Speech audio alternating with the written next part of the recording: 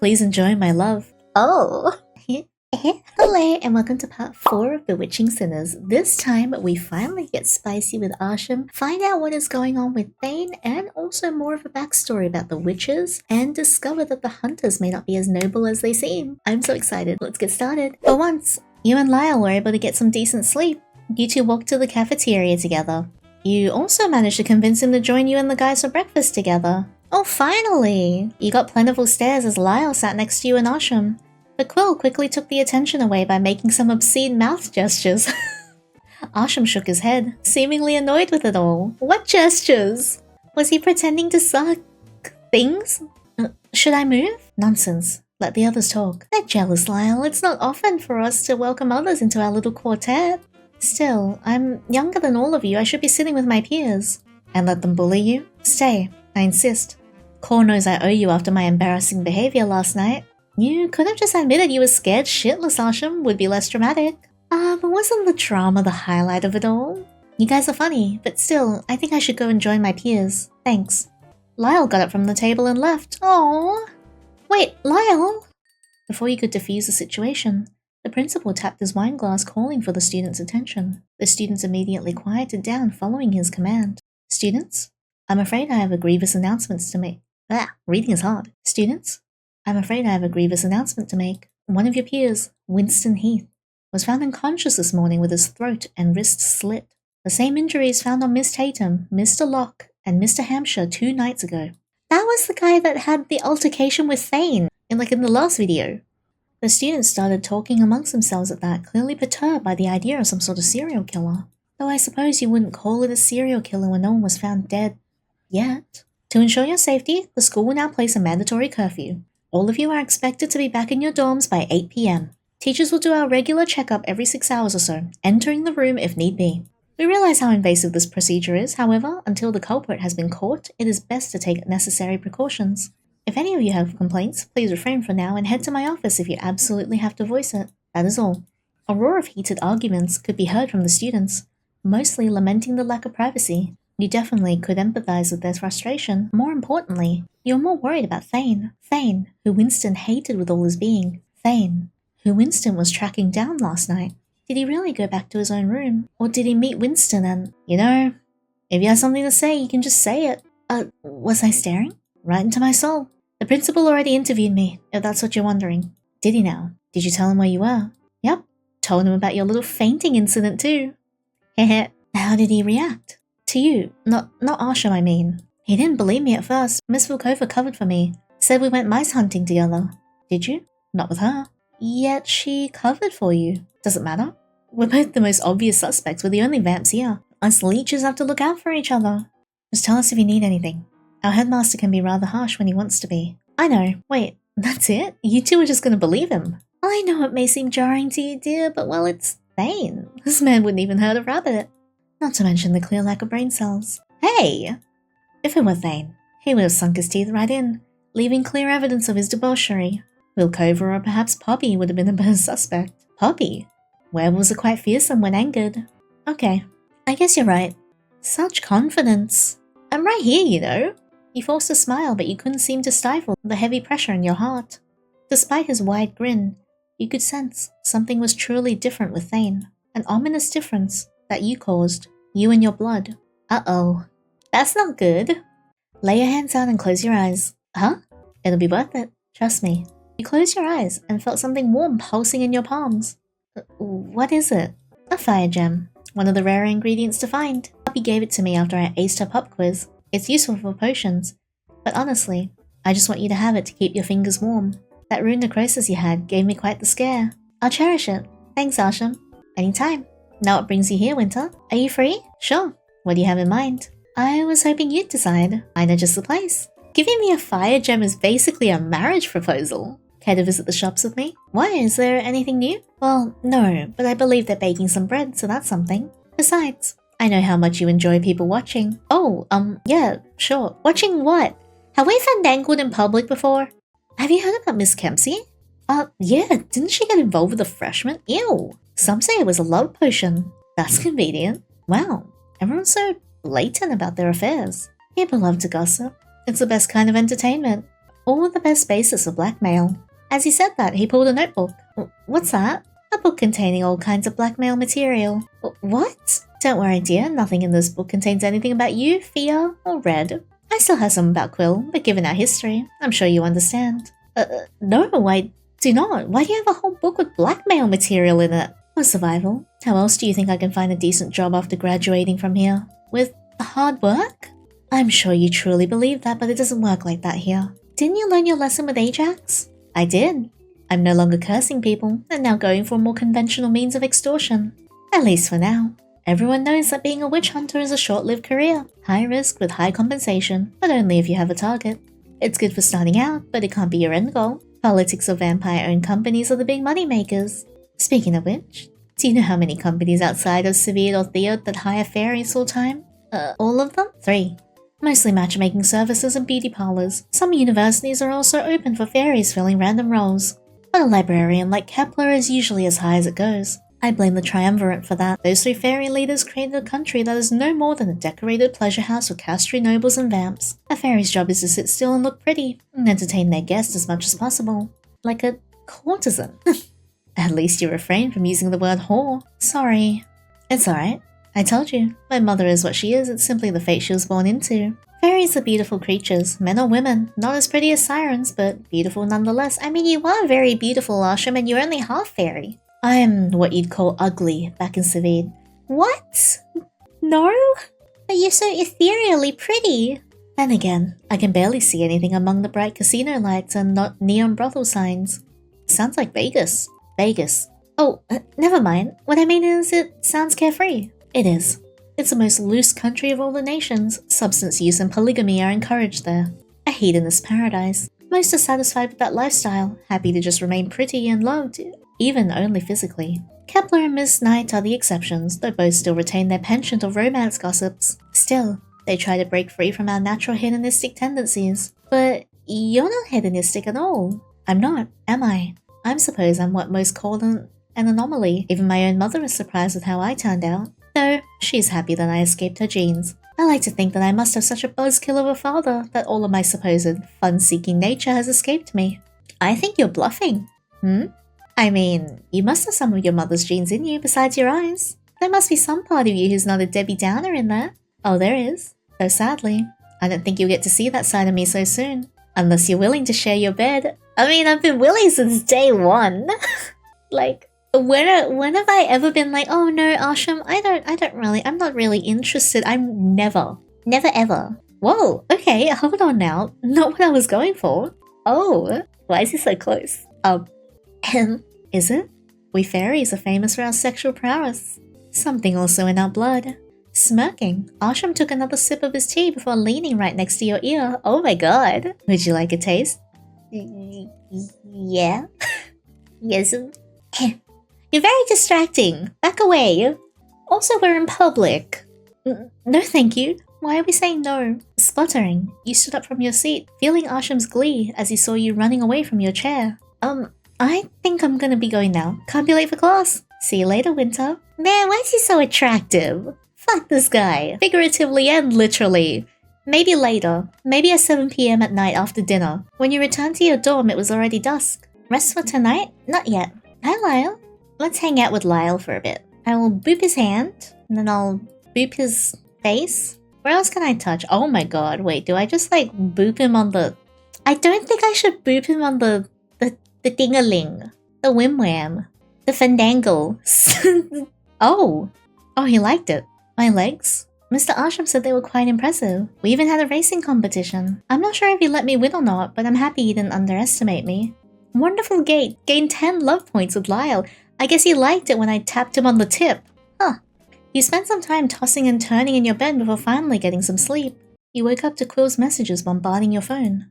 So I did some tests on the statue blood, and you'll be surprised with what I found. Come meet me near the fountain if you're interested. That wasn't a bombardment, that was like 2 texts. So, how are you, darling? All is well, I hope? Cut the small talk. What's going on now, Quill? So direct. Oh well, if you insist. Remember that ink sample I took from the statue and Lyall's blood? Yes? The ink is rune ink, alright? And although it didn't 100% match with Lyall's blood, it has some similarities. matching up with what you and Thane said about Kor's blood being rooting all along.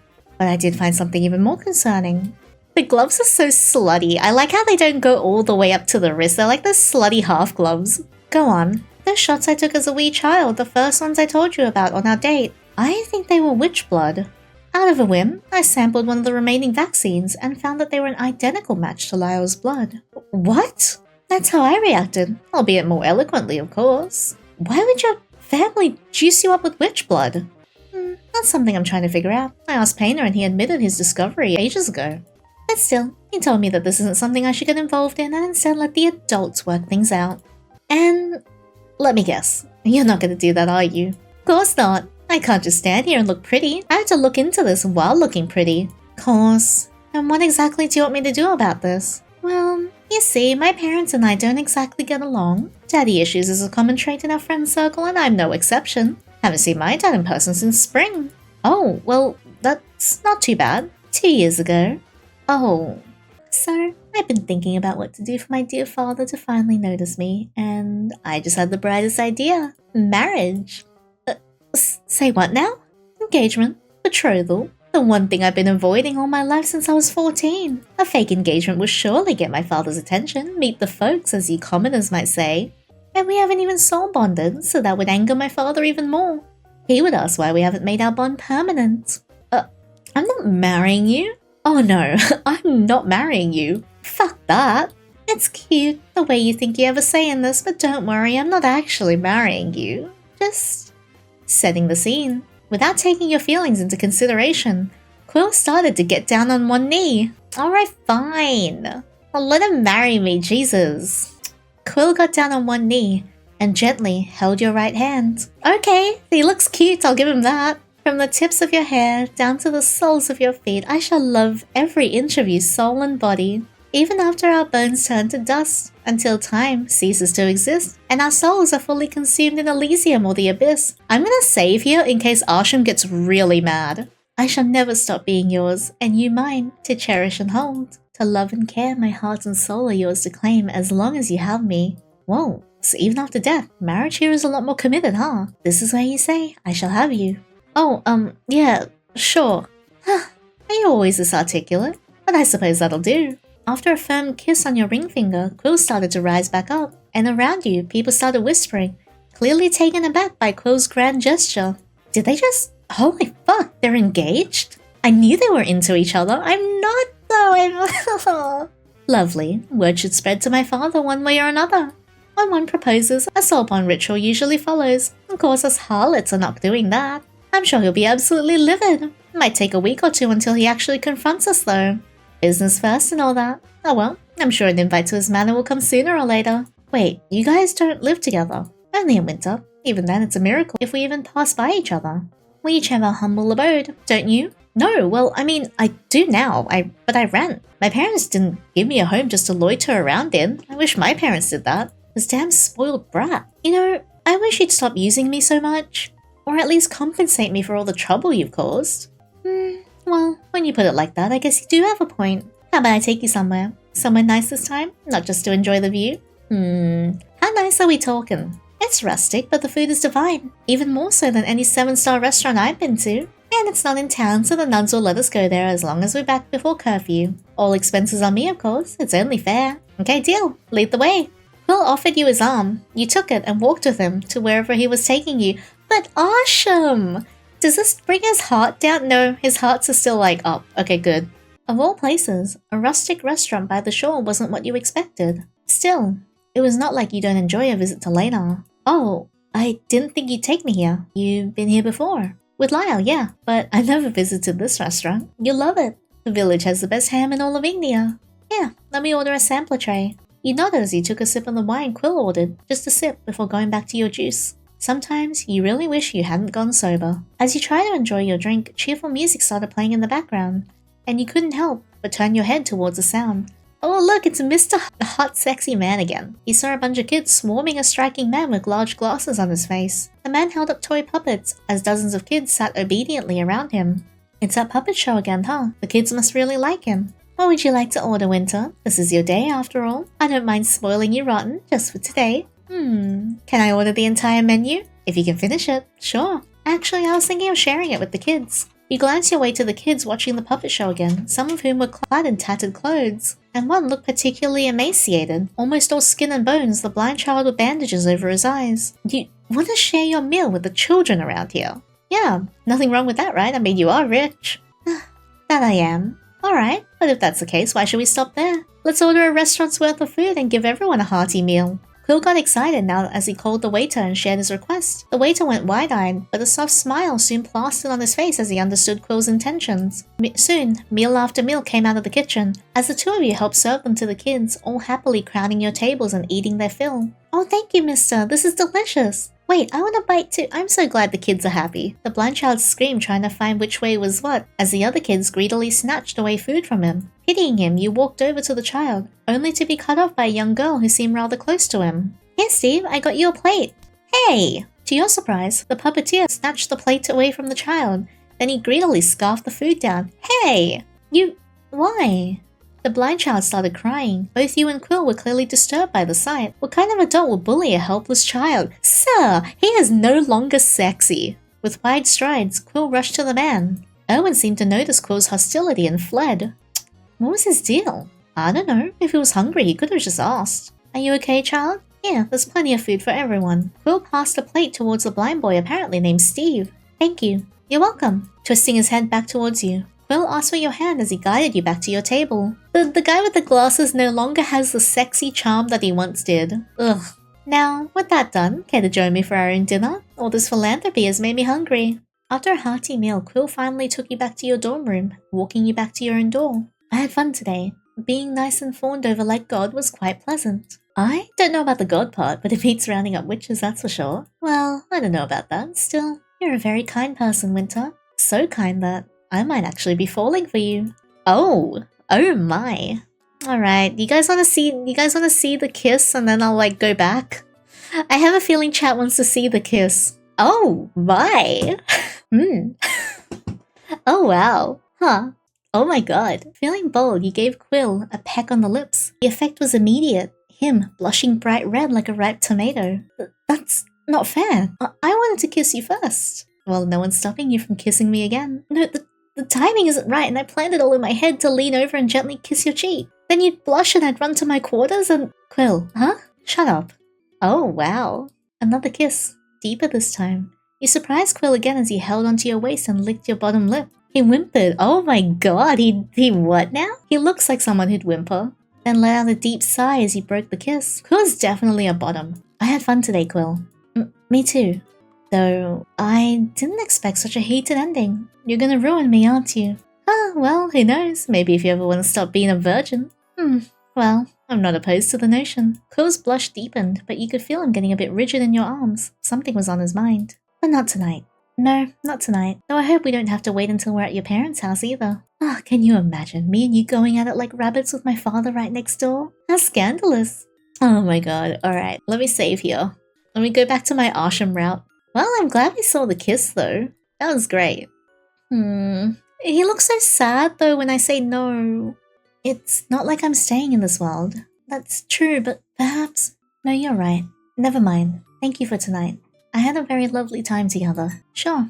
Night, Quill. Good night, darling. Quill returned to his dorm room. You should also turn in for the night. Time for bed. Quill looks so sad. I felt so bad about that. Curfew time, children. Everyone to their rooms. Dietrich and several of the teachers could be seen roaming around, ushering the students to their rooms, much to everyone's protest. How long do you think this curfew will last? Not long, hopefully. Did you see the line in front of the principal's office? Total chaos. Besides, I think I already know the culprit. A certain redhead with a newfound blood obsession, maybe. Winter? Yeah? I asked if you wanted to take a bath first since I wanted to use the shower, but… Oh yeah, sure. Go ahead. As Lyall walked to the bathroom, you couldn't help but pace around the room trying to stifle your uneasiness. When you diverted your attention to the view outside, you saw something jumping out of the window from the room above you. Squinting, you noticed it was Thane. He was in his winged form sneaking out from the 4th floor. Emboldened, you opened the window. You were on the 3rd floor, but there was a tree branch you could probably jump to. Perhaps if you could have a running start. Lyall, I'm out. Cover for me, okay? What? Wait, Winter! You heard Lyall scream as you ran out the window. Your legs were caught in the frame, causing you to crash down onto the lawn. What? Damn it. Oh no! Thankfully, bushes caught your fall, that you could feel your hand sting as a long cut ripped open your gloves and painting your hand with blood. Man, how elegant. Oh no, Thane's gonna be attracted to the blood. Are you okay?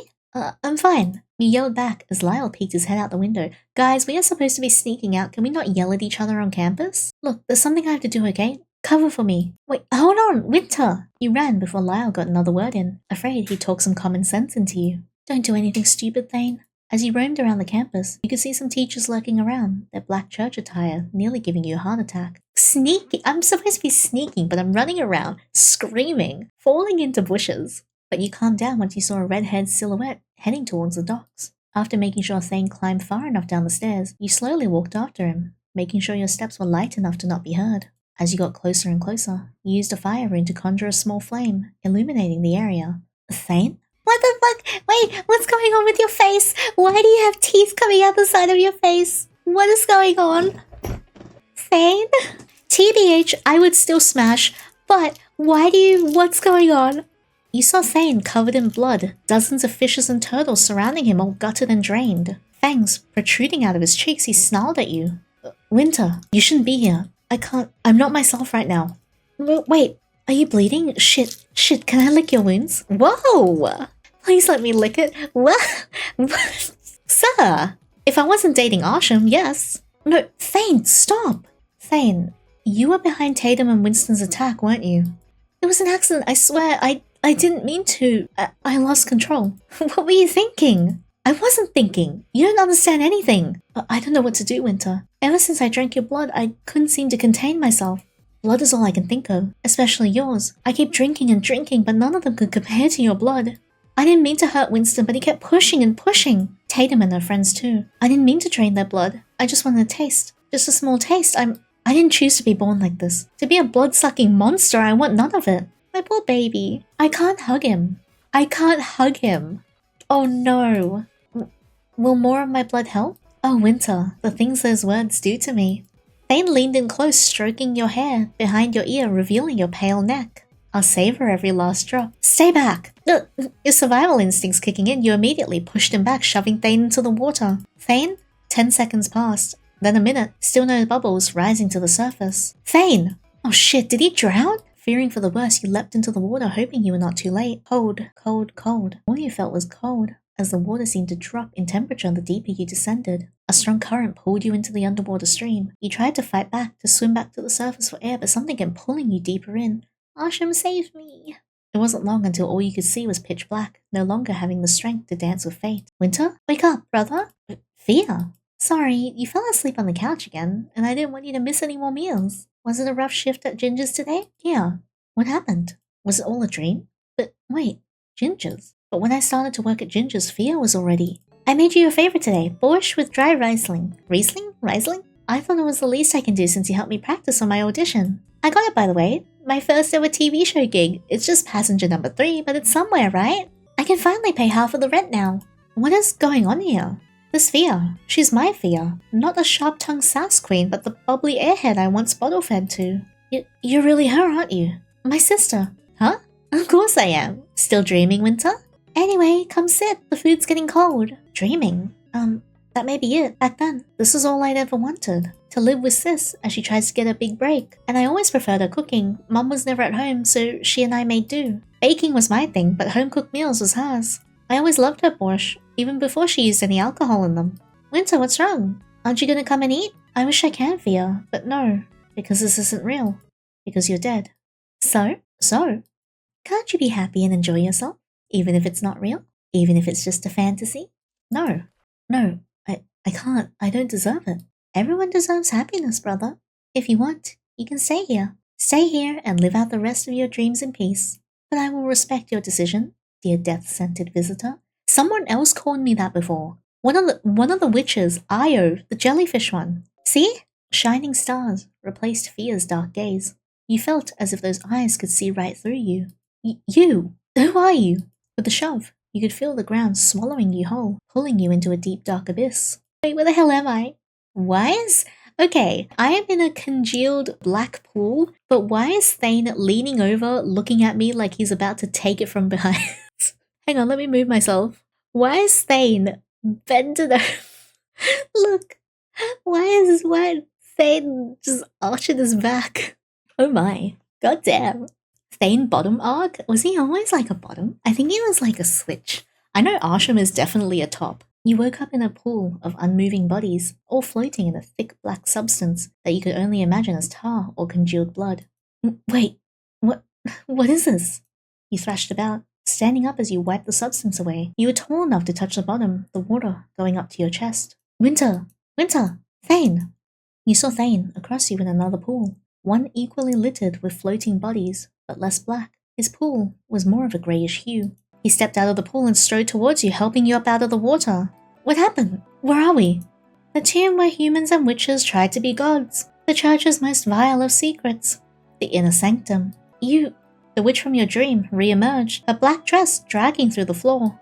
Her snake was coiled tightly around her, hissing at you. We meet again, little one. I was wondering when you'd show up. Winter, stand back. This is so pretty though. Also, Thane looks hot as fuck. Thane fired a shadow-like projectile at her. The witch swatted it away like a mere fly, clearly unbothered by the sudden attack. You wouldn't land a hit on me, tainted one. I see your future, past and present. And oh, what a woeful present it is. Being driven mad by desires you cannot control. I pity you, tainted one. Lady, seriously, who or what are you? My friends call me Io. You have friends? However, I believe you humans are more acquainted with me as the witch of fantasy. You're a pureblood. Aye, 'tis true. However, like you, I did not wish for my fate. It is simply what the stars deem worthy of me. What are you doing here under the school? What's with all the dead bodies? Dead? Perhaps you should take a closer look. One of the bodies floated closer to you, its body gently easing up to the edge of the pool. You looked at his body and noticed that he was smiling, happily so. His body seemed to be relaxed and he sported a careless grin, his chest still raised and deflated, steadily, clearly, still breathing. They're sleeping, all 127 of them, dreaming whatever fantasy they wish to indulge in. Is that where you got your name from? That, among other things. Long ago, they called me Io, mother of all 7 oceans, though sadly I can no longer roam freely in my beloved sea. Now I spend the rest of my days here, aiding lost souls who no longer wish to be part of the living, taking matters into their own hands as they jump into my watery depths, such as you did, tainted one. What? No, I didn't. It was an accident. An accident you hoped would end in the sweet bliss of death. Thane. Wait, hang on. It did cross my mind when we were drowning in there. Thought it might be for the best. I didn't want to hurt anyone anymore. We can cure this, maybe if we forge a bond. No, you'll be stuck with me forever, Winter. I can't let you do that. You have your own world and family to get back to. Indeed, this death-scented visitor is not for you to keep, but there is another way to suppress the beast. How? Here, jump into my watery depths, and I'll let you live out the rest of your immortality in peace. In a dream of your own making, a fantasy world where you can be whatever you want to be, including a human, a normal, harmless human. Will it hurt? Thane! No, don't fall for it. I mean, we barely know her. I'm willing to answer any question you might have, including the most pressing one in your minds. What is this place, you might ask? These black pools of water, littered with bodies floating about. Well, they're blood. What, so they're dead? Let me clarify. It's Cor's blood. However, I believe you hunters refer to it as rune ink. Is the church farming Cor's blood? Similar to how they were farming Lilith? In Evangelion for LCL water? What? The bodies would be my doing. I didn't know where it would be best to place these children. It's a sad thing, really. Suicide kills more than the plague, filling more pools than I anticipated over the years. Wait, hold on, rewind. Lady, you said these black pools are rune ink, and they're Cor's blood. Yes, the church's darkest sin. Cor was never dead. She was trapped, to be drained in the fashion of a dairy cow. That's exactly like Lilith! Only difference is she was bestowed with a crown. Io placed a crown on top of your head, its band tightening immediately as it rested on your scalp, as if a million barbs were stabbing right through you. Winter! You bowled over from the pain. Dropping to your knees, Io pulled the crown off of your head, placing it back onto the cushioned stand. Painful, isn't it? That was just a small taste of what Cor experienced for centuries. Trapped here, with the sole purpose of fueling you humans' insatiable need for power. Don't worry, you are not Cor, so the crown didn't bleed you out. With her, this beautiful crown turned into a crown of thorns, growing and coiling around her palms and wrists, stabbing into her veins to let more blood out. Calmer now you stood. Thane held you in his arms protectively. Aww! What the fuck? Are you telling me all this time The ink that we've been using was her blood. There's no way. What about the ink factories they have around? Lies. All lies. Corroborated by the church. All ink comes from here, right under her school. These waters connect to many canals. Your so-called production factories do no production, just distribution. Why else would there be an ink shortage? She's gone, leaving only 2 shallow pools of her blood. Who else knows about this? Your principal for one, and every other principal before him. The teachers? No. How are you sure? My eyes see all. The stars of Judas let me peer into everyone's souls. Their future, their past. My only regret is I didn't place this curse on me sooner. Perhaps Core shall still be spared. Curse? All will be explained in due time. Are you witches always as cryptic? You humans can't handle the truth otherwise. Months I've been waiting for this day, the day I would decide this world's demise. What? You wanted her to elaborate, but she only gave you a tender, soft smile in return. All shall be explained, little ones, separately. As I don't think a wager for my heart should be explained so openly amongst others. You know, these eyes see all, every possibility, every outcome, the future, past, and present. You will bring me death, but it will be on my choosing, even if you have the final say, Winter. You wish for my heart, don't you? To awaken the God-Slayer. Your ill-fated doppelganger. I have no qualms with that. For my heart to be ripped out and awaken a soul anew. However, I do wish for something in return. Something that I will only discuss when it's just us two. I mean, I could leave, if I know how. Patience, Tainted One. I'll free you both from my domain soon. Your dreams, however, that's a different story. Go back to the surface, Winter. Thane, go back and take these with you. Io cracked one of her snake's ribs, giving both you and Thane one fragment of it. The snake did not look worse for the wear. A souvenir to remember me by, and a way to connect us in your dreams. Only there will I speak openly, both for the price of my heart. She flicked her eyes at you, her snake hissing as she did so, and your desire for a peaceful, undead life. As Io said that, she smudged the blood off Thane's chin. For now, return to the world above and go about your days. I will await both of your decisions, patiently. Wait, whoa! You didn't realize you were close to the water's edge until Io gave you a firm shove, pushing you and Thane both back into the water. You held your breath as you once again felt the pull of the current, pulling and pulling you downwards into the water. Winter, you're right?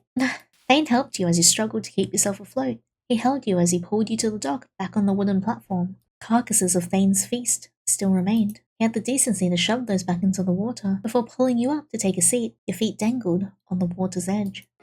Well, I guess we found our next witch. Yeah, to be honest, Thane could drain me. Not of blood, of something else. You know, something the gangbang that Quill proposed last time we played this doesn't seem to be that bad of an idea. How are you so calm about this? I'm not. But honestly, nothing surprises me in this world anymore. You rummaged through your pockets and found the small piece of bone Io gave you. You noticed that Thane did the same thing, caressing it as if it was something precious. We should tell the others. Even my biting issue? Yeah, even that. Who knows? Maybe Quill has a cure for that. We should keep our options open. But what if I scare them away? Quill put Winter into a coma, and Arshem's no saint either. Come now. I don't think this will faze them. Yeah, I guess so. With luck, maybe they'll focus more on the witch. Hopefully. Well, I guess we should head back now. Wait. Just as you were about to get up and leave, Thane pulled your right hand, threading your fingers together as he looked up at you with pleading eyes. Sorry, but can you just stay here with me for a bit? I don't want to be alone just yet. Poor Thane. Poor baby. Alright. You stayed by his side, sitting here and letting him hold your hand. I really didn't mean to hurt anyone. He mumbled under his breath, so softly you barely caught it. I know. Tighten your hand around his. As soon as you added more pressure, Thane let out a deep sigh, as if he was glad you understood just exactly what he needed at this moment. Something to ground him back to reality. Poor Thane. It was almost dawn when you snuck back into your room and rested for the night. You tossed and turned in your bed, wondering how soon Io would invade your dreams. So many questions and so few answers. You tried your best to quiet down your buzzing brain and hoped you would see Io's face again tonight. Io? Oh no, but oh yes. Ivar, I haven't seen you in ages. How you doing? Wow, he's so big. Ooh. Not her, I'm afraid. Oh, it's you. I can practically sense your disappointment. You could have pretended to be happy to see me, even if only for the sake of decorum. Heck no, you stabbed me in the eye last time. Fair. As soon as Ivar turned his back on you, the entire landscape changed back to his garden. Only this time, you moved away from his usual patio to the ruins in the upper left corner of his domain. You've been eyeing it for a while now. What, his wiener? His massive milkers? And his very tight pants? And his bulge? His bahonka bangaloos? Feeling that it was out of place. That's because it is. This is what's left of an old god's temple. Back then, sailors would come far and wide hoping for her aid, not knowing she was a witch. Are you talking about Io? Yes, though I prefer to call her mother. Wait, what? Mother? You're her son. Not by blood, but by heart. She raised me since I was a mere babe. Though unrelated, I'd like to believe that my mother is where Lyall's affinity for the sea comes from.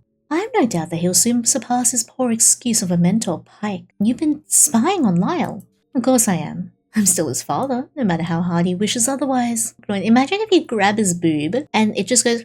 It just makes like a little squeaky sound. So, what do you want, Ivar? Cut the crap already. So impatient. I wanted to thank you for sticking up for my son against Ajax. Kids can be so cruel to those unlike them. Oh, I wasn't expecting that. No reward? You know, if you really want to thank me, you could give me your heart. Cocky. I'm not that grateful, little daffodil. Daffodil? It suits you. I have a pet name. I know he's dangerous and scary and he's absolutely packing a weapon in his pants, but... because I'm blonde and small. Compared to you, I mean. That, among other things. What does that tongue do though, and those teeth? What flower is Lyall then? I wouldn't know. None suits him. He's special. Just know that I'm grateful that you've taken him under your wing. And I do have something for you to emphasize my gratitude. A warning about the next witch. Seth, or the Witch of Change, to be precise. He has his eyes on you. Be wary, as Seth doesn't take to a single form and often changes bodies as he pleases. What if Seth is actually the quiet, sexy man with the glasses on Leynar Island? I bet, like, if Ivar's pants were, like, see-through, it'd be so steamy in there that every single time he farted, the butt crack area of those pants would just fog up. Oh, I have no excuse for what I said. Take note of your surrounding, especially those with odd eyes. I fucking knew it! I fucking knew it! It was the guy with the guy that's surrounding the one on the fucking island. Oh, okay. Alright, I'm done freaking out. Oh, thank you? Why are you helping me? I'm not. I'm helping myself. He has done many atrocities towards me. To say we don't get along is an understatement. Okay, you hate each other? Why? He killed one of my daughters.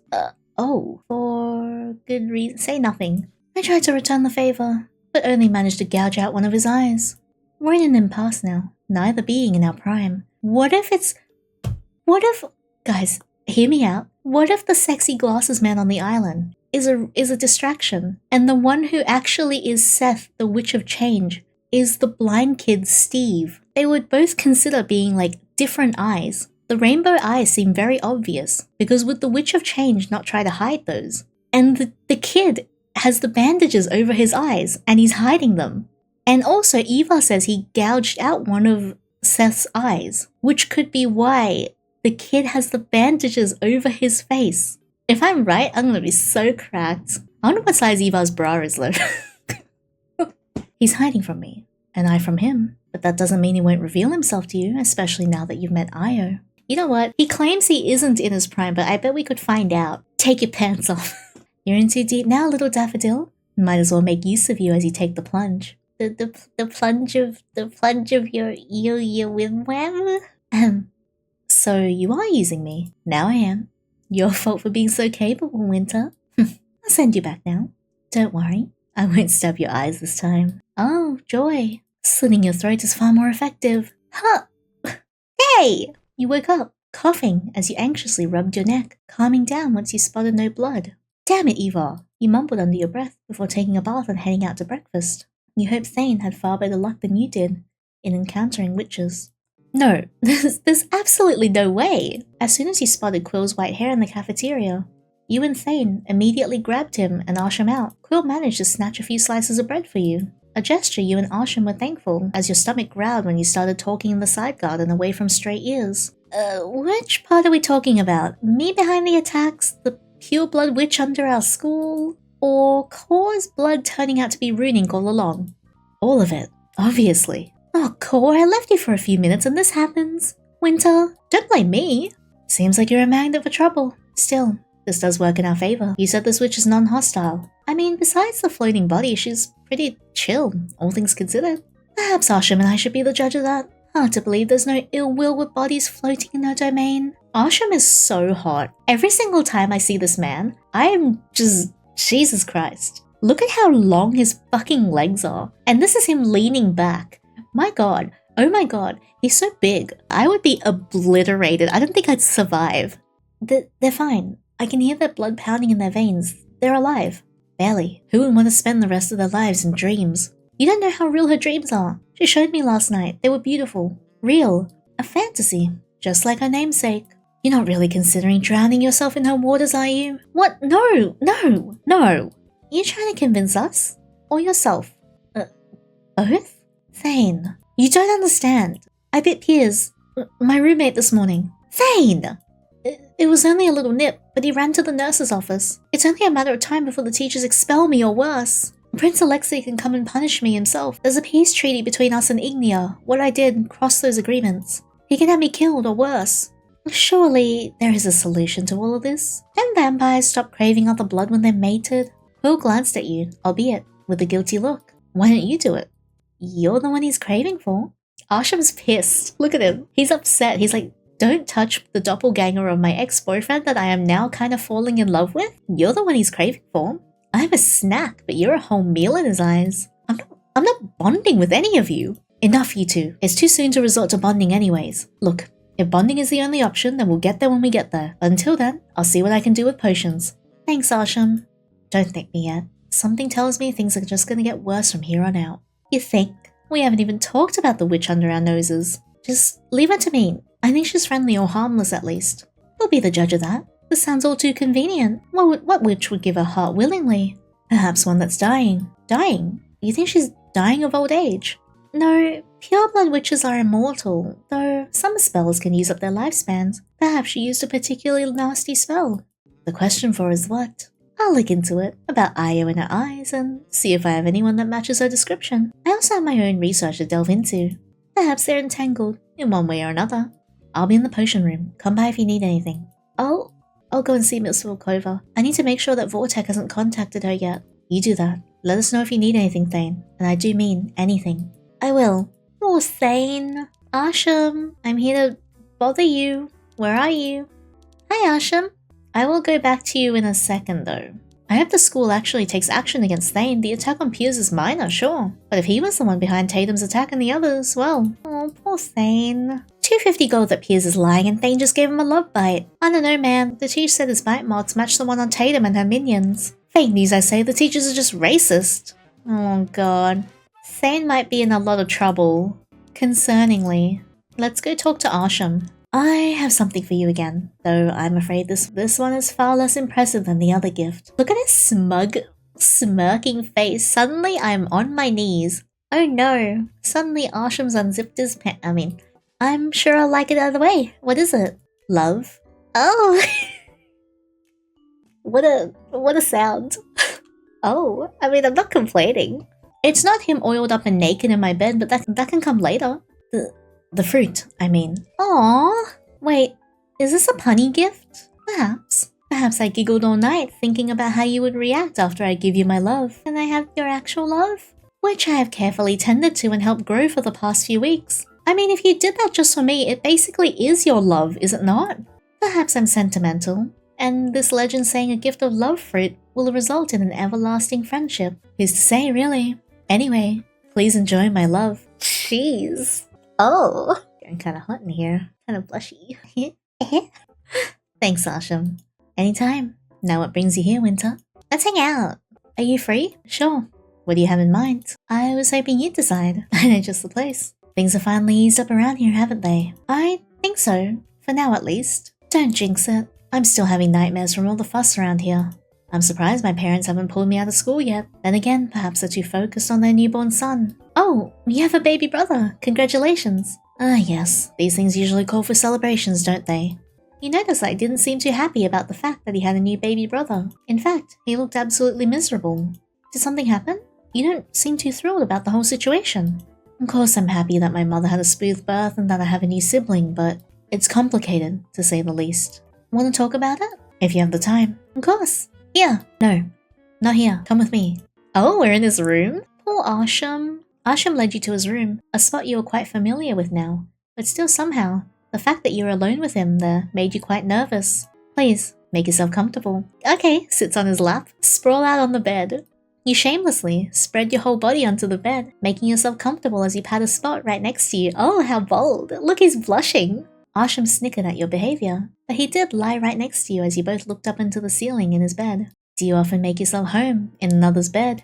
Hey, you said get comfortable. I was only following instructions. Besides, something tells me that whatever is on your mind isn't something that should be done standing up or sitting down. So come on, get comfy and spill your guts out to Winter. My parents have proclaimed my younger brother as the Nephis heir. Oh. Wait, that's so unfair. Poor Arshem. He works so hard, like his whole life, just for approval. And as soon as they have a newborn, they just shove him aside. And he struggled for so long. It's okay, Arshem, come here, come back to my world. I'll love you forever. I'm sorry. It's alright. I expected it, but still, it stings a bit. Yeah, of course it would. Meaning it stings a lot. Yeah, more than I thought it would. I mean, I should have expected it. The Nephis family is one of nobility. Not as high in stature as the Inkwells, nor are we as wealthy as the Bakers, but my father still has a family name to uphold. It's only natural that his actual flesh and blood will inherit everything, but still, I was hoping that his kindness, that our time together with him calling me son and young prince, actually meant something. Oh my god. Oh, poor Arshem. That it wasn't just pretty words or lip service. I suppose once again, I was the fool for thinking my attachments weren't one-sided. I shouldn't have called him father so easily. Oh my god. After he found out that this universe's Winter manipulated and betrayed him, and manipulated him into being loyal to him as well. Arshem, hug him. F him. Give him a cuddle. Not finding any words to say, you decided to do the only thing you could right now. A warm and awkward, hopefully, reassuring hug. Oh, I'm sorry. I don't know what to say. I don't understand your world or customs. I know it's cruel of your father to do so, and you tried so hard to belong, and to prove yourself. I feel so bad. Arshem just wants love and approval. He wanted love and approval with this universe's Winter. He wanted love and approval with the people at school. And just his family and his stepdad. His entire life he's just been used as a tool for other people with one-sided affections mainly just coming from him. I feel like he's never had anyone reciprocate genuine love. It's okay, I'm here. Not to mention you probably still have trauma from what Winter did to you, but well, I'm here. I'm not sure if that means anything, but I'm here. That means a lot, actually. I know it's childish of me to be wanted as I am. I'm well aware that to have any place in this world I need to show my worth. But you deserve to be wanted as you are. You're great. You're perfect as you are. I'd give him so much. That's why I'm so obsessed with my image. Why I'm eager to show off my capabilities to the world. I thought I did so already. But to replace that easily, just because of whose sperm I came from, well, it's unfair, isn't it? It sucks balls. But maybe it's a blessing. I mean, at least now you're free to do what you want. It sucks balls. You know who else's balls I'd suck? Arshem's. Right. I mean, you're not the heir anymore. And if you feel that your father doesn't acknowledge you as a son, then you don't have any need to uphold the Nephis family name either, right? I never thought about it that way. I suppose you're right. What does Arshem want to do right now? Not the Nephis heir Arshem, or top of the class Arshem, or Winter's boyfriend Arshem. Yeah, he should be a florist like he wanted. Tell me, what do you want to do as your own person? I want to stop worrying about my image or status. I want to study up on flowers and perhaps embrace my heritage a bit more. I want to be happy with myself, not just defined by my grades or wealth or looks, but just me, Arshem, the half-fae, son of Dahlia and son of whoever my father is. Well then, do it. Fuck school. And fuck everyone else. And most importantly, fuck me. Like right now. I'm right here, spread out on your bed. Hello? Also, just so you know, I never judged you for your looks, grades, or net worth. I was just creeped out from the intense love bombing, but other than that, I think you're a cool guy with very cheesy pickup lines. Noted. Thank you, Winter. I needed that. Anytime. Anything else I can help you with? There is, actually. I'm not sure if you can feel it, but are you hot? Is that a wand in your pocket, or are you just happy to see me? Oh my god, he is. Oh, that's not his wand. That's his other wand. His heavenly pillar. It is fast. with some shuffling below. You could feel something hard and twitching brushing your leg just now. As you can see, I'm rather excited right now. Would you please roll off me before I get any ideas? No, have your ideas. I'll add my ideas to yours. Do you want to brainstorm with her pants off? Sorry. But no, I don't want to roll off him. Arshem is having a hard time in more ways than one. He rolled off the bed, thighs still brushing on his rather long appendage. Oh, wow. So it's, yeah, I mean, you can tell. Yeah. Wow. Nice. He's not just big outside of his pants. Man, just how long is his? So Arshem has a massive wham. Can I fandangle it? Winter, if you keep staring at it like that, I'm gonna assume you want to come and help me with this. I do. You assumed right. I do. Why does he have to smirk at me like that? The grin is killing me. I think I'm gonna die. Unless you want to enjoy the show, I think it's best if you leave. I'm staying. I'm not leaving. I think I'm fine where I am, thanks. A part of you knew that leaving would be the best decision, but a much lower part of you also hadn't gotten off in a couple of weeks now, so... Arshem raised an eyebrow at that. He tilted his head to the side with a smirk to confirm your intentions. Very well then. Yes! Celebrations! Let me drink some water first. Bend me over, destroy me. Crack me like a glow stick. Oh my god. I want this man buried so deep inside me that when he pulls out, we're gonna crown him King Arthur. Let's fucking go. Very well then. Oh my god. Pulled you to the bed. Your head landed on the pillows with a loud thump as he straddled over you. His legs trapped you on both sides and he got his pants off with ease. Oh wow. Oh my god. Oh hey. Hi. I'm enjoying the show. I've been enjoying the show for a long time. I've been enjoying the show since I first got Isekai'ed here. Please, enjoy the show. Oh my god, okay. Let me I'll just reach out to him. Cool. His whip-wham is just, yeah, it's, wow. Wow, it is big. My face is really red.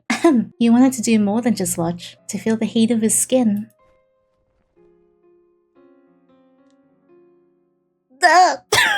Wow, nice. Cool. Oh wow. Wow, that's a lot. I mean, I knew Arshem was a top, but I'm so happy right now. It's so hot in here, I'm fucking losing. The hands, the fact that he's got his fingers like interlaced with yours and he's like pinning you down is driving me fucking bonkers. Oh my god. Look at me, absolutely blissed out of my fucking mind. Anyway. He surprisingly denied you of that pleasure, swiping your hand away with a loud smack. Oh my god. He's so dominant as well. The lick goes crazy. The smack, the pinning. Bad boy. I said you're allowed to watch. I never said you could come and touch. But perhaps I may be persuaded if you say, please. I gave in pretty easily. I mean, you know what? Real. I wouldn't have the energy to argue. Please? Please what? I'm afraid I need more than that, dear. Please let me touch you. My, how polite. Good manners. You should be rewarded, don't you think? Oh my god, oh wow. Yep, we got the fade to black. You spent the rest of the afternoon with Arshem, alleviating some pent-up stress. A few hours, and many paper towels later, Arshem escorted you back to your dorm room. He was in a noticeably lighter mood than he was before. Enjoying your post-nut clarity? I was, until you stated it in that way. But yes, I had fun. You? Oh, I was absolutely miserable. Can't you tell by all that moaning I did on your bed? You teased, hoping he'd notice the sarcasm in your tone. Fair point. Still, I hope you don't misunderstand me, Winter. As you can probably tell, I'm not someone who takes relationships lightly. I don't want you to think that you're a rebound, or a mere fling. You're far more precious than that. Aww. That's also why I didn't go any further tonight, even though I desperately wanted to. Things kinda went backwards with you, but then again, I suppose that's just how our relationship is, isn't it? I'm so flustered. I'm Dunyan Rings, I'm gone. I still can't believe that our first meeting was basically me proclaiming my undying love to you. Yeah, our relationship is kind of all over the place, but that's what makes it fun, right? I'm definitely looking forward to see how things will go from here. So am I, but I'm hoping that we'll take things slowly from now on. I want to cherish you more. He took your right hand in his, staring into your eyes before leaning in and gently planting a small kiss on the back of your hand. You couldn't help but blush at that. even though he had used those lips in far more intimate places before. Hey, yo! I'm not asking for your heart just yet. You already have it. You don't have to ask. I'm not worthy of that right. Yes, you are. But I do wish to know you, Winter, to court you and be graced with your presence. So long as you haven't chosen another, then my soul is yours to explore. Yes, cherish me again. Cherish me all night long. And then in the morning, and then the next day, leave me so sticky that when you, like, fling me against the wall, I adhere to it like a sticky hand. Help! Oh god, there's him being all lovey-dovey and shit again. Should I tone it down a little? Is my passion too intense for you, dear? Damn it, I said that out loud, didn't I? Yes, you do that a lot, you know. I like it. It's absolutely adorable. Stop! I can't handle those love-struck eyes and tone right now. I'll save my compliments for tomorrow then. Good night, Winter. Sweet dreams. Good night, Arshem. Look at him smirk. Look, he's so happy. He's so pleased. He's like, haha, yeah. You watch as Arshem walked backwards, waving at you with a lopsided grin on his face, before bumping into Mr. Kepler. A stack of scrolls on one hand, a cup of coffee in the other. Uh-oh. A recipe for disaster as he dropped everything to the floor, staining the freshly mopped tiles with a deep muddy brown. Oh, that's the librarian, Mary. Mr. Kepler, my apologies, I can fix this. Arshem, Vontier, Nephis. You're gonna die for that. Oh, is that his middle name? That's cute. You immediately ran to your dorm room. It was nice knowing you, Arshem. Wait, why am I not staying to help? Your room. Rest for tonight? Io? Ivar? Man, that was hot. Ivar, if this is one of your tricks again, I swear. Who are you? What? Is that me? What trick is this? Just as you approached yourself, your doppelganger passed right through you as if you were not even there. Huh? I said, who are you? Witch? Oh my god, she's hot. You turned around and saw her, a black-haired woman with thorns wrapping all over. Eyes covered with bandages and soaked with blood. Is that Core? Wait, I'm sorry. I didn't mean to be disrespectful. Black tar-like blood dripped from every orifice, including her hands, which were stabbed through with thin golden briars. Her wounds were old, but her blood was still fresh. Rivers of blood oozed to the water, diluting into something like ink. No way, is that Core? Your people call me Core. She's so cool though. But if you want, you may address me as... No, my lady, do not give this vile sinner the blessing of your true name. Io. Forgive my tone, my lady. However, I did not allow this one to pass through this place. Io. Her eyes are different. They're still odd, but definitely not as intricate as her current eyes. Is this a memory? Are you the one whose magic fills our waters? You can sense it. My, what a rare gift indeed. Your presence is not wanted, dear child. You do not long for death. You shouldn't have been able to enter our sacred domain. I tailed someone. Heather. Saw her jumping into the water from the bridge. I knew she was troubled, but did you try to stop her? Of course, I didn't want her to die. She had such potential. Perhaps if I tried harder then. Such a noble cause. Too bad it's a lie. A lie? You wanted to see if she'd actually jump, didn't you, Dark One? And when she did, but never came back up, you got curious. Meanwhile, my waters were open, so it led you here. There's a long history of students drowning themselves here, but none of their bodies were ever found. There are also rumors of a tomb beneath our school. Doesn't take a genius to connect the dots. So, you merely watched instead of helping your friend. I respected her choice. If she did die, it was what she wanted. If she didn't and found something better here, well then, good for her. Such apathy. Your doppelganger shrugged. It was not the first time someone said those words to him. I don't care for people much. Well, at least she'll be happier here. Core pointed to one of the murky pools. A girl with long blonde hair could be seen smiling with tears as she floated in the water. Her silver necklace showed the name Heather with the H, badly scratched out. Dreaming in a paradise of her own making. Is that woman the witch of fantasy then? You aren't worthy of my name. Io, come now. You may call me Io, uninvited one, for now. So many names spoken, but none are yours. What's your name, pretty? Winter. Winter Baker. Any relation to the blonde girl who likes to sing by the pier? The one whose hair is shaped like croissants? My sister. My, what softness. I thought you didn't care for people much. She's the exception. She'll always be my exception. What do you want, little one? You didn't come here by accident, nor is this encounter unplanned. I can see it in your heart, as grey and murky as it is. I wanted to come here and seduce you. Witches always fall for my charms, one way or another. Witches with tainted hearts, yes, but sadly, my darkness will not pierce inside. Similar to yours. You have a noble cause, little one, that I can see, but it won't work. Don't know what you're talking about. Yes, you do. You think rallying up the witches would help end the wars between us? Us? And the hunters, the wolves, the vamps, the sirens, and fairies against the world. You've rallied quite a few already. Mesa, Seth's half-blood Aelith, the Agriche twins, my wayward disciples. You've been busy, little one. Yes, well, my sister keeps saying I can be quite charming when I need to be, but I can also be quite forceful if I want to be. Why am I so hot? I mean, this is technically my doppelganger. It's not like me. It's not like me, but you know, it's hot. Sorry about this. You could feel the burn from winter's magic. You screamed and screamed as you felt the intensity of it all. Painful, isn't it?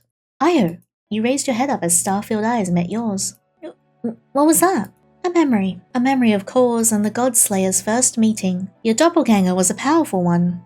Nearly tore the whole temple down if not for the rune corruption kicking in. Of course, if Kor and I decided to fight back, it would have been a shorter fight. However, she was adamant about us being on the defensive.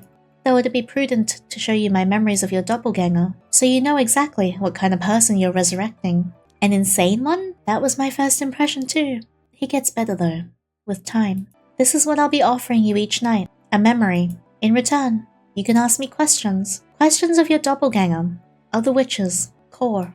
I hope this will all end in my favor, of you agreeing to the terms for ownership of my heart. And that is? Murder. What? Your headmaster. I want him to suffer by my hands. Push him into the waters, and I shall let him live out the rest of his days in an endless nightmare. The headmaster, why? Someone must answer for the church's sins. They bled her dry for your precious ink. His suffering would be mercy compared to the horrors Kor faced. I'm not a killer. You're not. You won't die. He'll sleep. In pure agony. What if I don't comply? Then at least freeze these waters, will you, dear? So no one can use this horrid crown anymore. Wait, you'd still give me your heart. I'm dying, little one. Right on cue. A crack formed on Io's face to ensure she was not lying. These eyes, the stars of Judas, are too powerful of a rune, even for us purebloods. It was all for naught. Yes, they let me see every outcome, every past, every future possibility, but I still couldn't understand. Understand what? Why Kor took your doppelganger's hand? Why they bonded under the blood moon? The fucking witch that's bonded with my doppelganger from the beginning is Kor? The witch that Quill tried to get off of this universe's winter. The one who was overtaking his body and wearing him out to death is Kor herself. Wait, so the witch that Winter bonded with is Kor? Hard to believe, isn't it? She was smarter than Winter in every way, yet she still fell into his grasp. I thought maybe both of us could make sense of things, with you seeing these memories. Maybe then I could have my peace. I see. So that's why you're so docile. You're already dying. Do I have to make my decision now? No. I'll give you 3 more days to make your choice. Each night, I'll come in your dreams along with a memory. And each night, I'll let you ask me one question in return. If you decide not to fulfill my wishes, then freeze these waters and kill me along with it. Only then will my heart be in your grasp. I mean, I could just wait it out until you're dead and steal your heart instead. Would you though? No. Damn it, my mom raised me too well. Still, I mean, the old coot is a bit racist, yeah, but not suffer for all eternity worthy racist, I think. It's your choice. But why though? Can't you just pull him into those waters yourself? Or you hop out to the shore like a majestic nymph or something? You may not feel it, but blood runes fill these walls, entrapping me. I know the counter runes, but they need the sacrifice of a willing human. Neither Kor's blood nor mine had any effect, and I can't force my people. I won't use them like that as they lay in their dreams. I see. The choice is yours, of course.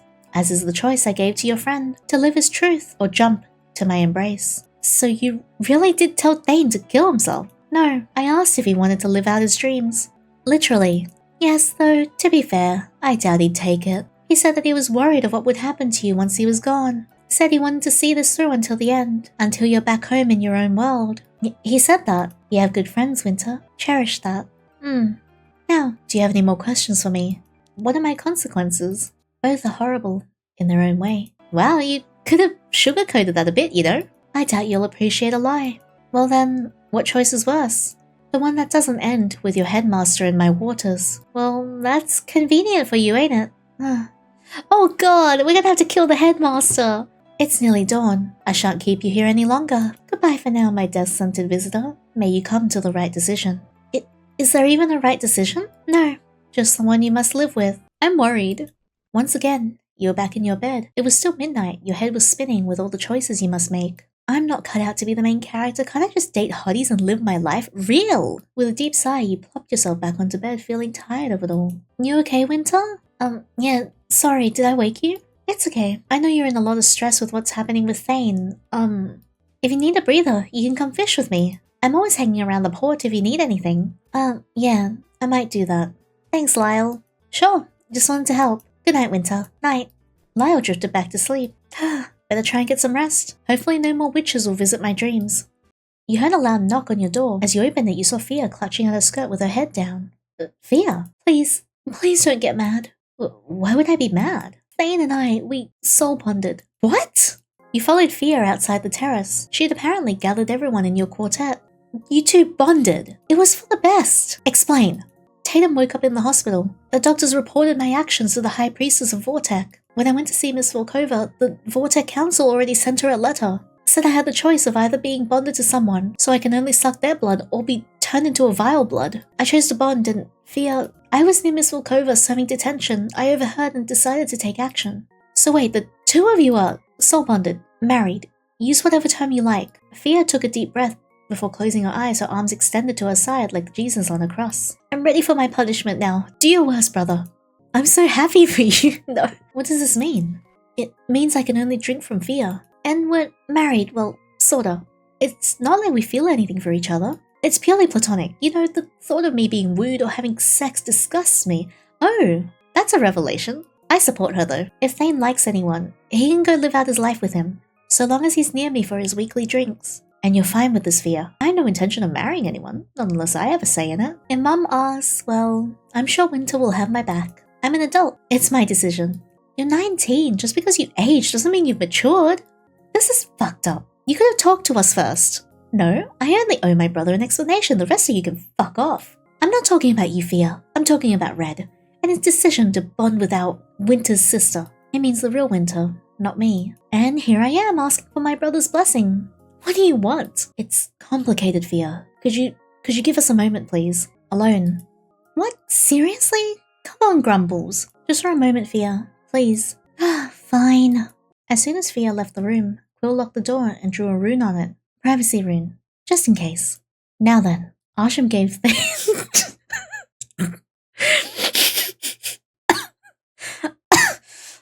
Oh god. Arshem gave Thane's ass a nice reverberating slap. Why can't he do that to me? Did he slap my ass when we f***ed last night? Can I have that happen as well? Bends over the side of this wall right here.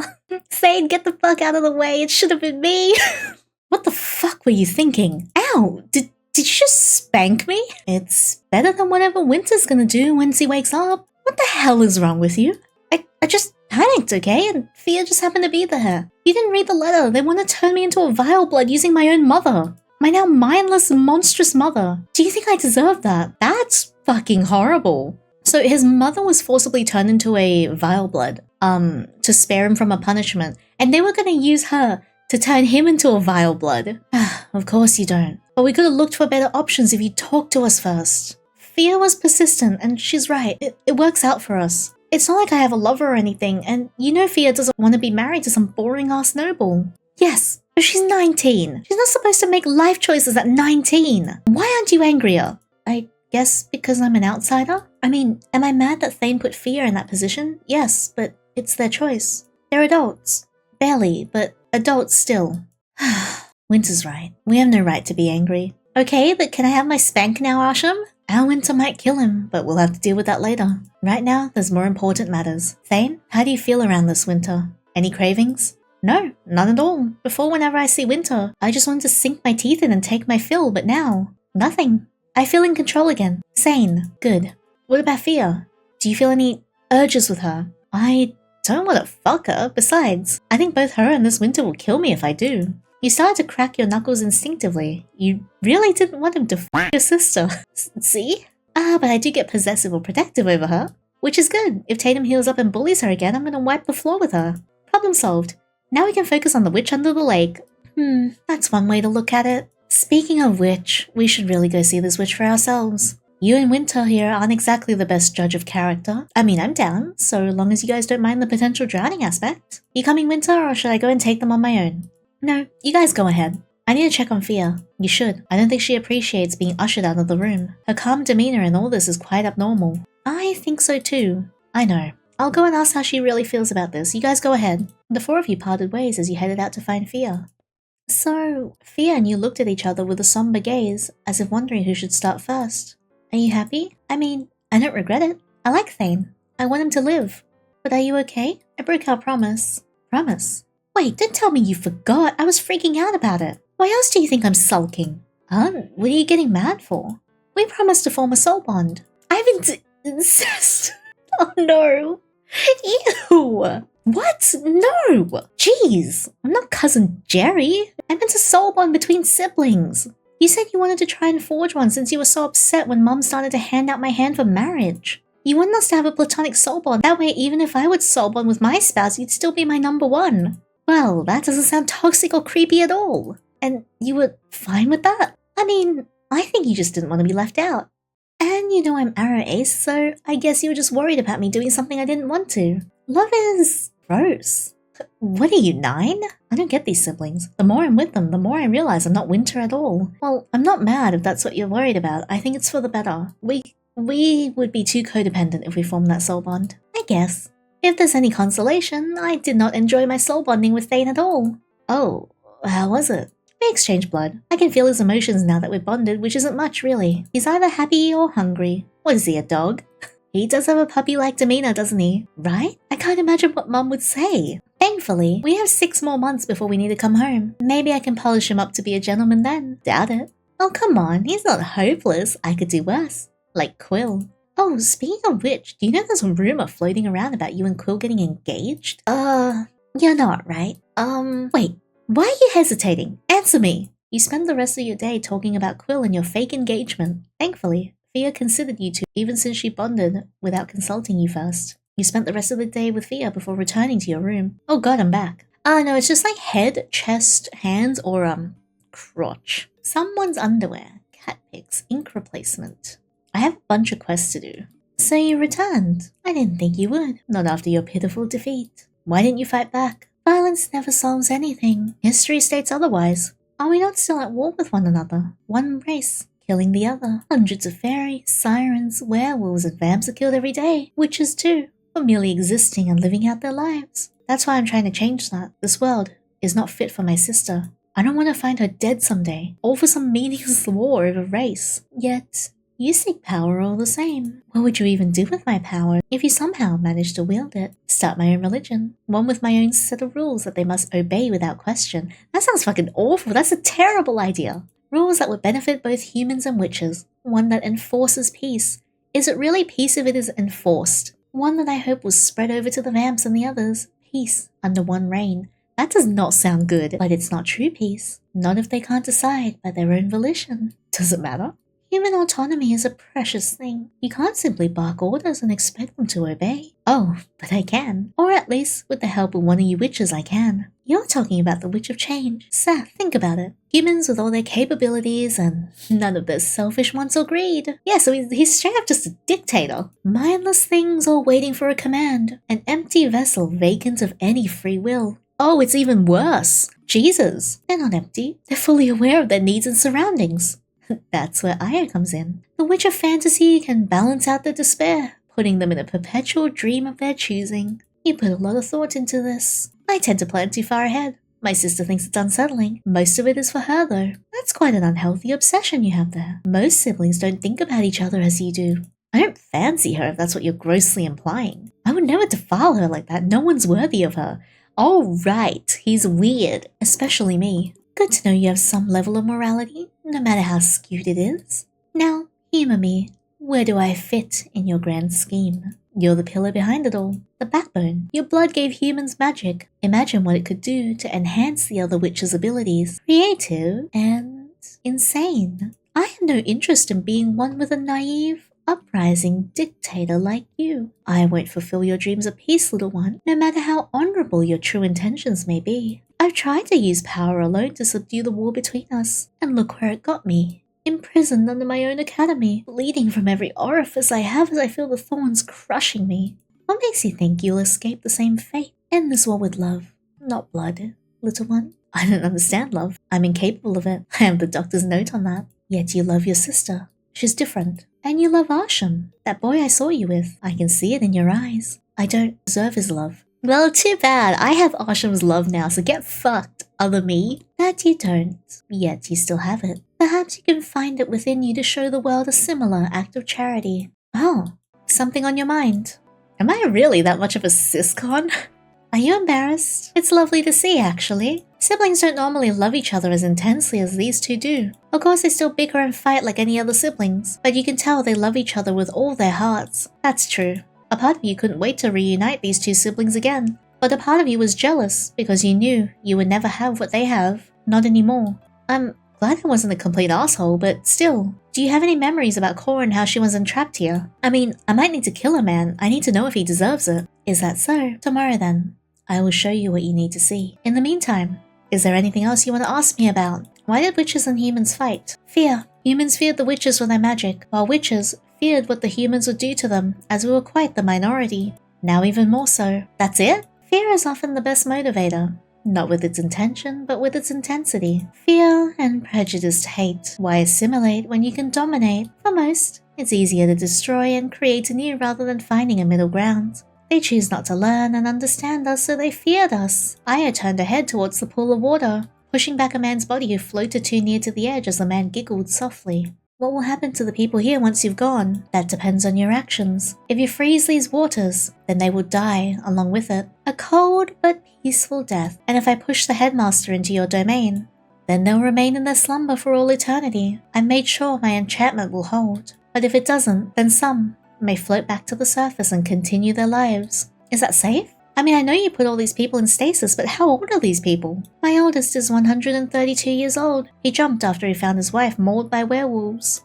Shit. Shit indeed. This goes beyond just killing one man, doesn't it? You're basically making me decide the fate of all these people. If it's any consolation, there's no one kinder than you who can make this decision. That's no help at all, perhaps, but at least you know you're the most fitting person for such a decision. I shall return you back to the living now. Farewell, my death-scented visitor. You woke up with a headache, but decided to ignore it for now. As you got dressed, the headache subsided and you went about your day. Can I fuck Arshem again? Hi Arshem, I'm here to bother you. I think Piers is lying about Thane. You know how boys are jealous over how popular the Twink Quartet are? I forgot that's our name. I knew Thane was trouble. Why else would he befriend a halfling like Arshem? Hey, shut up. Some of the club members are thinking about kicking out Arshem since he's friends with Thane. Bunch of jealous assholes if you ask me. Arshem really can't catch a break. My poor boyfriend. Winter. For once, Arshem was the one approaching you first. There was a frantic look in his eyes you didn't usually see him show in public spaces.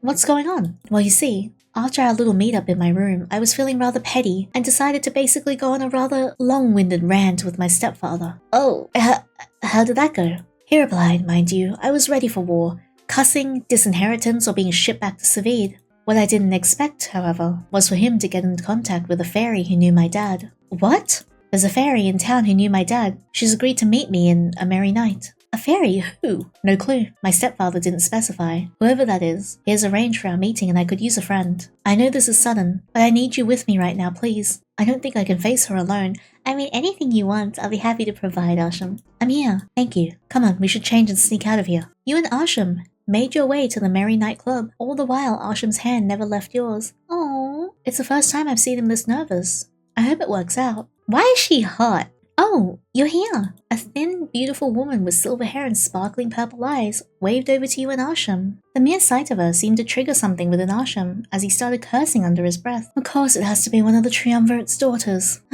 Greetings, Lady Echidna.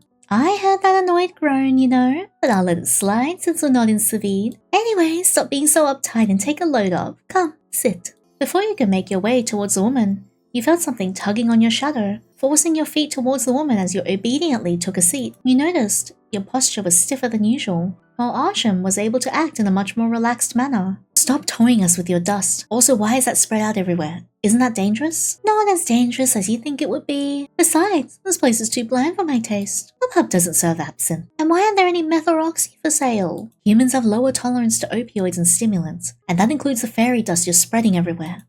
How fragile you humans are. Such boring lives you have. Everyone's so hard on the eyes as well. Has no one heard of a thing called skincare? Ugh!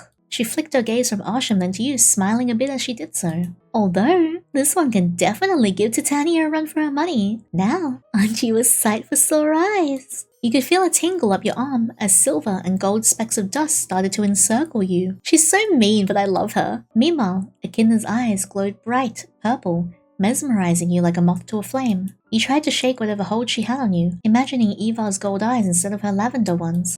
Stop it! Whatever it is you're doing, I don't like it. Oh, you can break it off? Well, that's new. Stop it, Echidna. This is not Savid or Theod. You don't just charm a person to your bed. I was gonna ask you to join in too. I'm not interested. Not with you anyway. Oh. Fine. Straight to business then. You never were any fun, Arshem. And you can never take anything seriously. If you know I'm my father, why didn't you tell me beforehand? Oh, I don't know anything about your old man. I'm just the messenger. Echidna rummaged through her pockets, pulling out a rather old and crumpled-looking letter. Lord Nevers was adamant I gave this to you. Do you know how hard it was to track someone down who would still remember that bastard? Had to go and fish out some dead rotting corpse in an abandoned home in the Figme Forest of all places. If my mother wasn't indebted to him, I swear. My stepfather was the one who insisted on this. Of course. Also, don't think I didn't catch that stepfather instead of father part trouble within the household. That's none of your business. Whatever. Point is, I did my duty, so now I'm free to fuck my day away. I'm sure I can find a proper swingers bar around here. Do what you like. Arshem sighed as he stood and walked away towards the door. You followed suit but soon found Echidna's freshly manicured fingernails around your forearm. You know, I could use someone who knows this area. Someone to show me a proper tour. Preferably in the nightlife district. Seriously, lady, I'm... Oh my god. Oh, wow. Shit. Arshem.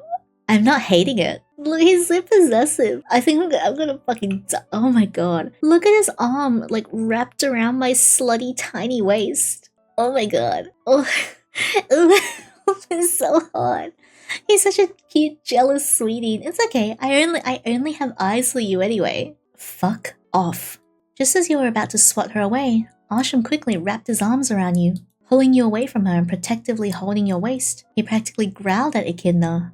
Oh yeah, the pink shirt made me think my titties were out as well. I couldn't see the seam of my collar here and I thought he just like ripped my shirt open in his haste and I was like, oh my god. His breath tickled against your ear. He was clearly rankled with the whole exchange. Meanwhile, you found yourself at a loss for words, not knowing what to do with the sudden sign of possessiveness. Can't you see he's not interested? Go find some other dick to choke on tonight, Echidna. Ugh, what is it with you humans and monogamy? You're a halfling, Arshem. Don't you know that sharing is caring? I won't share Winter ever. You're not touching him. Winter's mine. Oh, yeah, I am. Yeah. So good. Whatever. Just so you know, you can do much better than Arshem, you know? Call me sometime. Out. Before Echidna could write you her number, Arshem froze the tips of her horns. That seemed to be a boiling point for her as she shook off her horns and stormed out of the door, seething. You're okay. You're here. You're mine. I am. I'm so yours. Anyway, let me crawl into your lap and fuck you right now. In full view of the bar. It's fine. I don't care. I just love you a lot. I love you so much. A lot. With her gone, Arshem finally seemed to relax a bit. However, his grip around your waist and neck seemed to tighten instead of loosening themselves. Hey, yo. Thanks. Also, it's getting warm here. Huh? Forgive me. Arshem released his hold on you. His face flushed a bright red as he clearly acted on a whim. I reacted without thinking. Of course you're your own person and not, well, mine, but it just slipped out because I didn't want her to just steal you away like that. Of course, if you wanted to, then you can chase after her. No, please don't chase after her. She's a horrible woman without a bone of loyalty in her. I don't want you to deal with that, and he's panicking. I guess he didn't mean to slip out the you're mine part. At least he's self-aware. Still, him calling me mine. Maybe I should clear some things up about that. Arshem. Yes. Shut him up with a kiss. Yay! Hehe. Shut up already. Yes. Can you shut me up one more time? You smug fucking... Yes. Love to. You pecked Arshem's lips once more. Softer this time. Just one more. Ugh. One more. Deeper and deeper. Arshem leaned into the kiss, drinking you like a man in need of air. We are in public, Arshem. Not that I mind. It's only after you ran your tongue along his lower lip that he finally slowed, pacing himself as he kissed you leisurely soft, his hands raised upwards to cup your face, threading his fingers into your golden hair. To be honest, you would have taken things a bit further, if not for the poor choice of time and place. Mommy, why are they sucking each other's faces? Shield your eyes, dear. It's those darn horny witch hunters again. Oh. The both of you controlled yourself as the judging mother gave you an obvious stink eye. Rain check? Definitely. Though, is this what I think it means, Winter? That kiss. What exactly does it mean for us? Arshem, you have literally gagged on my cock for 2 hours. Look at his face. He's so sheepish. What else could it mean? I like you, Arshem. A lot. I know our situation is complicated and will literally be worlds apart, but still, I want to explore things with you. Explore this. Explore us. So, you do want an us? I do. Oh, thank God. I know I tried to play it off as maturely as I could, but I swear, I don't know what I would have done if you'd said no. Especially now that I have whatever this is. Oh, I thought he was talking about his but he meant the letter in his hand. Gee, I thought he was like gonna gesture down and be like, hey, look, my massive is really hard again. Arshem fiddled with the crumpled letter in his hands. The letter from his so-called estranged father. Looking at his face, you were not sure if he wanted to open it or tear it in two. You're opening that, right?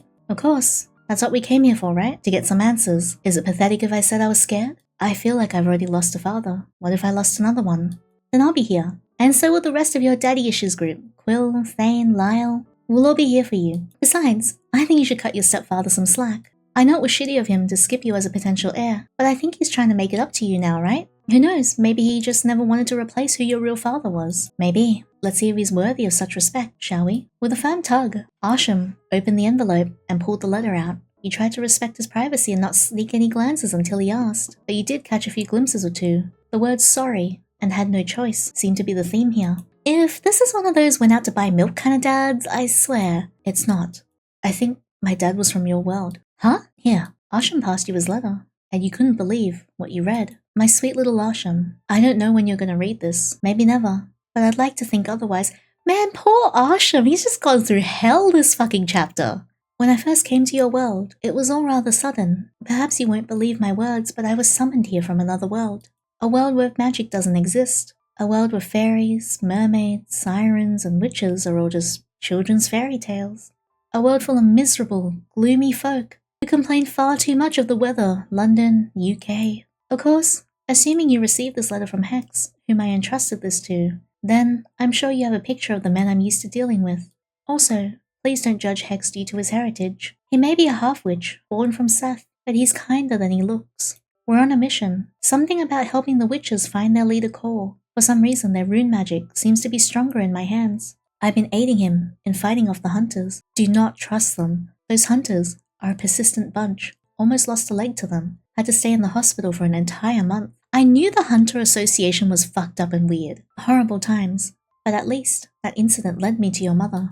I still remember the day like it was yesterday. Your mother sitting on her bed just across to mine, flashing me the most beautiful smile I had ever laid eyes on. Did you know we didn't get on well at first? I believe she found me to be quite menacing. Then again, I could have stared too much. But can you blame me? She was so beautiful. Thankfully, she gave me another chance, and that chance resulted in you, our baby boy. I'm sorry if I'm not there with you right now, but Hex said that he couldn't hold his portal for much longer. He wasn't expecting this mission to go on for months, let alone an entire year. In a few days, the portal will close and I will be thrown out of this world as abruptly as how I came. I thought about bringing you and your mother with me, but Hex was clear that the portal he cast will not let any other being pass through. A safety measure of his in order for our worlds to remain separate from one another. I tried testing it with small bugs and dummies, but they all exploded immediately upon contact. I don't dare jeopardize you and your mother like that, and so I must go. Please know I would have given up anything to stay. I begged Hex to find a way, to open the portal for us both. He only said he'd do his best. Fucking Arshem's hated his dad his whole life, and now he's just finding out that it's… oh. I'm hoping he succeeds, that you'll have more than just a letter to know of your old man. I love you, son. I swear I'll find a way to get back to you somehow. Promise. Forever your dad. David… oh my god, that's so sad. London. He is from my world. I thought so.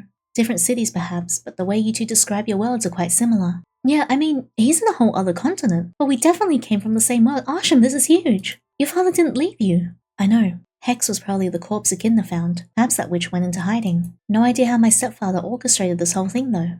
Does my mother know? Only one way to find out, right? You should talk to them. Like, really talk to them. I will. I'll give them a call soon.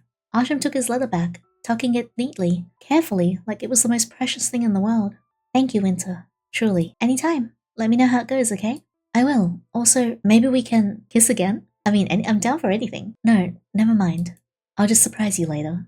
Oh, for now, let me walk you home, love. It's been an eventful day. Arshem tugged on your hand as he led you back to your room. I hope things end well with his folks. Alrighty. Oh my god, I'm so happy with where we ended. I feel like this little chapter was so Arshem heavy and I loved it. It was so good. Also, if you guys missed the first 2 parts, it is up on YouTube for you to watch. This is definitely like one of the best chapters so far. I really like this. And that concludes part 4. Thank you so much for spending time with me. I hope you guys enjoyed this part as much as I did. I loved all of the Arshem spice that we got. I'm so happy that 1, we finally boinked. 2, we finally kissed a lot. And 3, our relationship is now established. I'm also very happy that we found out that there is a way to contact his birth dad and that he's still alive, so just happy for him. I love him so much. I cannot wait to film the next part and get that out for you guys. Thank you so much for enjoying this story with me so far. If you guys like this video, please leave a thumbs up and don't forget to subscribe so you don't miss out on part 5. If you guys want to see the previous parts, they are down in the description box below. And if you want to hang out outside of these videos, I stream on Twitch 4 times a week. Feel free to come over and hang out with me in the lovely community. But that's all for now, and until next time, take care.